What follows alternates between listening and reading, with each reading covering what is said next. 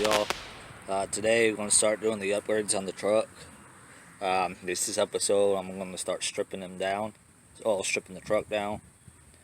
I'm going to take off the air cleaner, the battery, most of the EFI stuff, probably drain the coolant, take the radiator out, get the fan out of there, take the front dress off, all that, because what I'll be doing is putting different head gaskets in, put different hardware for the headers. I'm going to put a Y-band in it. I'm going to put new fuel injectors, a new intake, new throttle body, a new air cleaner, or rather I'm modifying this air cleaner for something else that you'll see later on. And of course I'm putting a standalone ECU, but I'm going to piggyback it off the factory one, because the factory one's got to control the AC mainly, and I technically got a kit to run the alternator, but the ECU also controls the alternator, so I'm just going to use it for that and save the regulator for something else. I'm also going to try to clean up a little bit, but yeah. So first things first, I'm going to take out the air cleaner. This one's held on by just one little wing nut. Air filter still looks good, so I'm just going to run that air filter. Technically it'd be wise to change it. Pull the breather line off, like so, and just pull this out. Sit down here. Then this air tube, what you have to do is just grab a hold of it and just give it a twist and pull, and it'll come right out. It really just sits in there. Alrighty. So what I'm fixing to do next, I really probably should undo this battery. That's probably going to be the next thing I'm going to do. Then pull the battery out of there, that way I got more room. So like I said, originally I was going to just turbocharge this truck, but one, I need to put a different computer in it anyway, because this is a 1994. So you can't really tune this ECU as easily, if at all, compared to like a 96 and up. And not only that, I didn't really feel comfortable drilling a hole inside the oil pan for the drain. Those are really the two main things, because otherwise the turbocharger, the header for the passenger side, and the piping, that wouldn't have been that big of that wouldn't have been as big of a deal. I just didn't feel comfortable really with the oil lines. And well, I got a bigger camshaft for this thing too, with the valve springs and everything. I think it's going to make this truck scream pretty good. Nothing too crazy, but be enough. Make sure you save this gasket too. I'm going to need this. I think that gasket's mostly for vibrations and stuff like that, to keep the air clean from rattling up against the throttle body. Alrighty, so like I said, I'm going to start pulling this battery out, then I'm going to get back to you on that. One of the other things I'm going to do is they sell battery terminal kits that have a much better wire hold down on it. Like one of these wires I can actually get rid of, where I'm just using the three ground wires right here, and same thing over here on the positive side.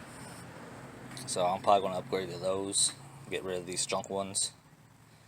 It's nice, the big brass, and they got the screws like what you see on the amplifier on them.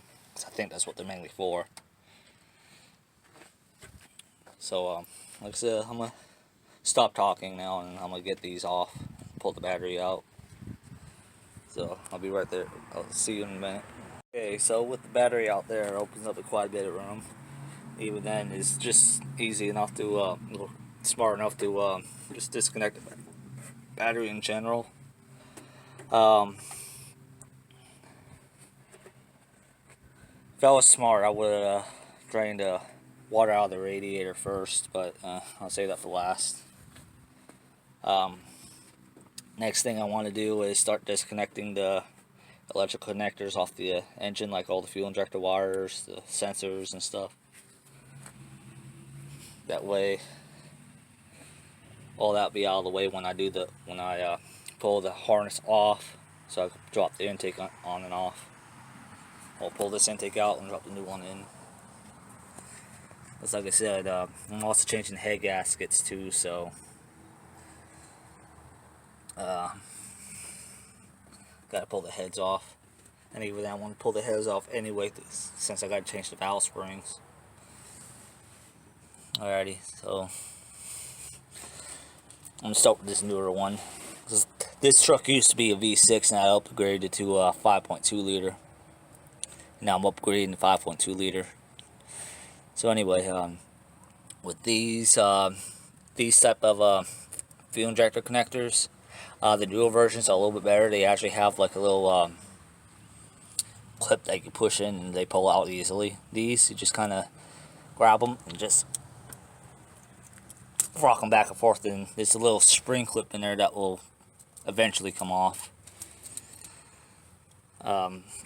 Just be careful, because when they get old and brittle, they just break. Like this one's even missing the clip. I think a lot of these actually are.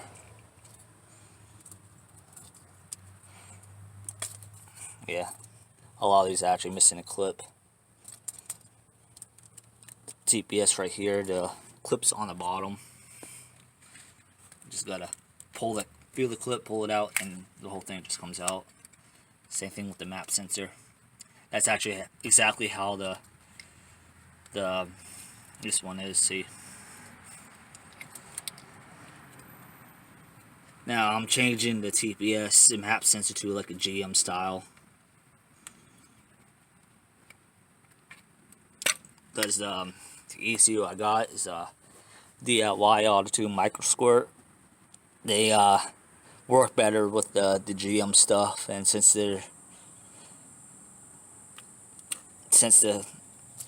that's the idle air controller. Since the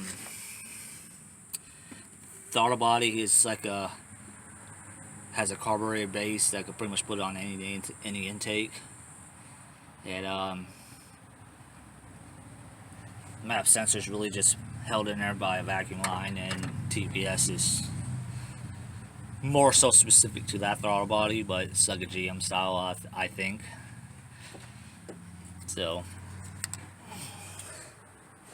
I won't be using any of this except for maybe the idle air controller, idle air valve, whatever you want to call it. So I'm just gonna go around and start unplugging sensors and stuff like that. Like right here is the air temperature sensor. And yeah, the hose for the PCV valve. Vacuum line for the AC vents. And I got more.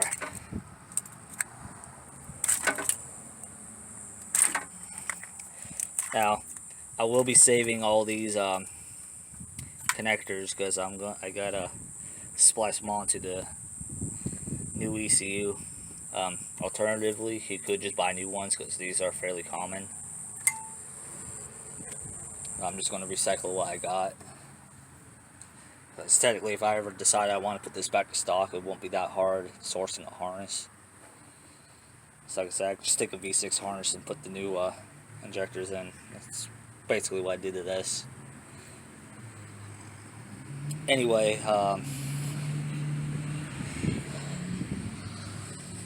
what else do I want to do? I gotta undo the alternator stuff. Down here is a little 10, I think it's either 11 or 10 millimeter bolt. There's like a couple little couple little ones right here, and then another one back here. Then this whole alternator assembly will come off. So let me take care of that off camera. Then after that, I guess we'll pull the belt. Well, I got the alternator mostly disconnected. I got this wire, which is the wire that goes to the battery. I got the ground right here. So I think this big block right here, I think is a noise suppressor for like the radio and stuff like that. I got the solder wires taken care of. I still got this ground right here to take care of, but can't get to that till I remove the radiator hose. But I can't remove this radiator hose till I drain the radiator, so that's what I'm going to do. This radiator does not have a drain pepcock, so I'm just going to pull that clamp off right there. I got a catch can underneath, but some might still go on the ground, which is unfortunate, but 99% of this is actually water, which it's got to be changed out anyway for antifreeze. I had a leak a while back and I just put water in it just to hold me over, so that's why. So if some does get on the ground, I'm not too worried about it. But if you have antifreeze in the block, you got to make sure you dispose of it properly, because animals specifically, they'll want to drink it, and if they drink it, it could kill them. So yeah, so let me pull that clamp off and get the water drained, and I'll be able to pull the heater hose off, and or the bypass hose off, and the upper radiator hose.